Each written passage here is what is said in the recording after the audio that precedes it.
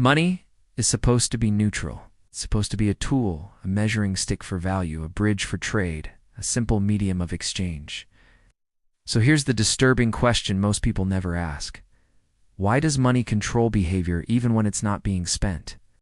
Why do people work jobs they hate, tolerate systems they distrust, and fear decisions they intellectually understand? All because of currency.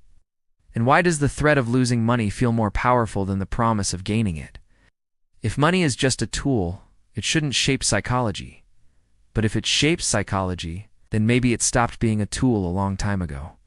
To understand how currency became a psychological weapon, we have to trace a quiet transformation, one that didn't happen overnight, didn't require violence, and didn't need public approval.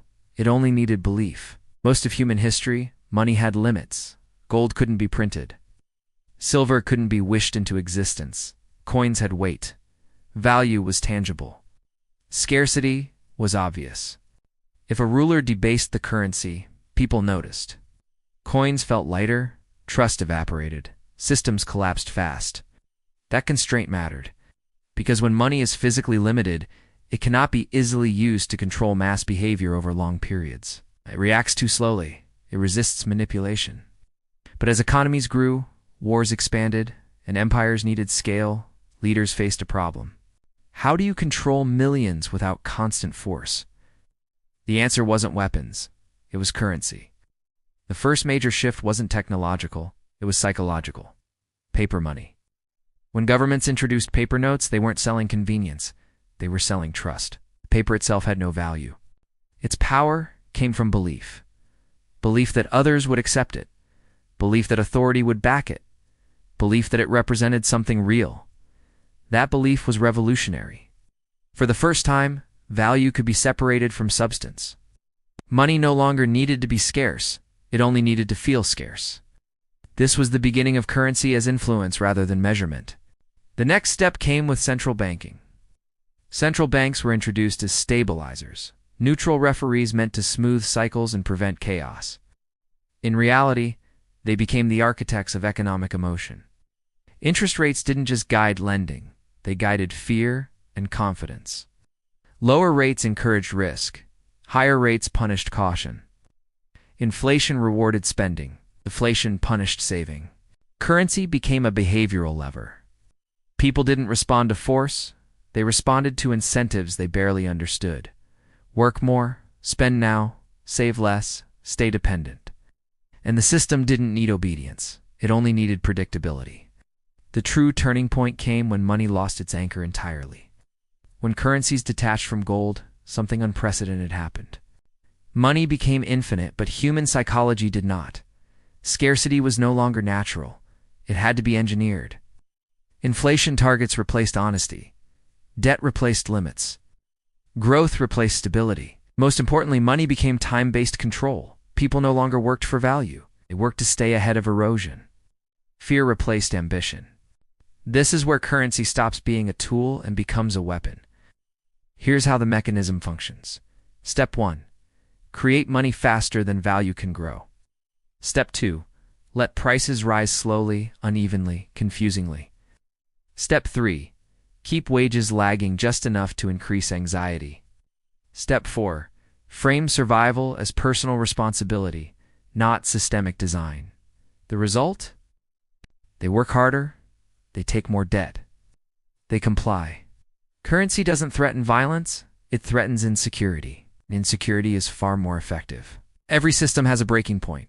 For currency-based psychological control, it came when people noticed something strange. No matter how hard they worked, stability felt farther away. Savings lost power. Prices moved faster. Debt became permanent. Tired generations realized they weren't progressing. They were running on a treadmill that never stopped. The illusion cracked. But instead of reform, the response was escalation. When confidence wavered, systems didn't restore limits. They doubled down. More stimulus, more liquidity, more digital money, more surveillance. Currency didn't just shape behavior anymore. It tracked it. Spending patterns, risk profiles, consumption habits. Money became programmable, not just in code, but in consequence. Miss a payment? Lose access? Step outside? Acceptable behavior? Lose opportunity. No violence required. Just exclusion. Every proposed fix treats money as neutral. Raise wages, lower inflation, improve access. But none of these address the core issue. Currency is no longer designed to reflect value. It's designed to direct behavior. Cannot fix psychological control with technical tweaks.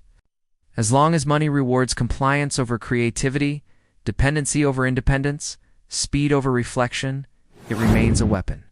And weapons aren't reformed, they're repurposed. Look at the modern world. Now, people feel anxious even with more money than past generations ever earned. Markets move on emotion, not fundamentals. Economic news shapes mood more than reality. Currency no longer measures prosperity. It manufactures stress. Same patterns repeat everywhere. Money expansion, asset inflation, psychological pressure, behavioral conformity, different country, same design. Here's the uncomfortable truth.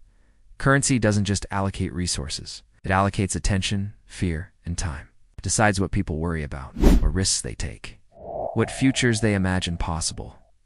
That's power. And power doesn't give itself back willingly. Money stopped being neutral when it stopped being scarce. Inflation isn't just economic, it's psychological pressure.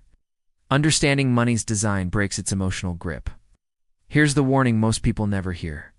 If currency can shape behavior, then future systems won't need force, only compliance built into money itself. And the open question is this: when money fully becomes a behavioral interface, who decides what behavior is acceptable? If this changed how you see money, not as a tool but as influence, then this channel is for you. Subscribe, because the next chapters aren't about finance. They're about control, psychology, and the systems shaping your decisions long before you make them. And once you see it, you can't unsee it.